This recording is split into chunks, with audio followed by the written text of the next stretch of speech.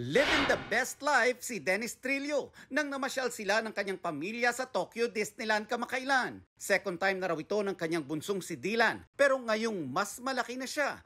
Mas na-excite daw ang kanilang bunso. Mas na-appreciate niya na ngayon kasi talagang nag-explore siya. Gusto niya magtatakbo, gusto niya mag-discover ng Kilala niya na yung mga bagong. Kilala niya ng mga characters, pamilyar na siya dun sa mga nakikita niya. Habang namamasyal, Dennis channeled his pulang araw character, Yuta Saito. Aba, nag-change costume pa at rumampa sa park in a crop top. At pagdating nga ni Dennis sa set kanina, nag-crop top siya ulit. Biro ni Dennis sa kanyang Disneyland outfit. Dennis Trillo ang persona niya doon. Channeling Carlos Yulo na recently ay nag-viral dahil sa pagsuot niya ng crop top while on a vacation. Comment ng netizens kay Carlo dati, tila breaking toxic masculinity and boundaries ang peg ng double Olympic gold medalist.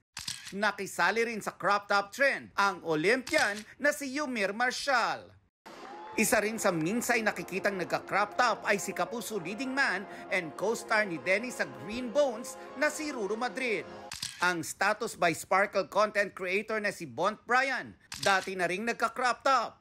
Minsan ay kapag nagta-travel at kinukulang ng damit, nangihiram daw siya sa kanyang girlfriend. Dahil nagustuhan niya ito, bumili na rin siya ng sarili niyang crop top.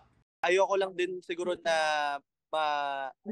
malimitahan yung kakayahan namin ng mga lalaki na magsuot ng kung anong gusto namin. Kasi pwede naman talaga, as long as masaya kami at gusto namin yung sinusuot namin. Pero believe it or not, unang sumikat ang crop tops noong 1940s dahil sa kakulangan ng rasyon ng tela dahil sa World War II. Pero naging worldwide fashion trend ito noong dekada 80 kung saan iba't ibang boy bands ang nagsuot nito. At nagbabalik ito at kasama na rin sa daily fit ng mga kalalakihan. Nelson Canlas updated sa Showbiz Happenings. Batak eh. Daya mo eh. Hindi ko ako makain.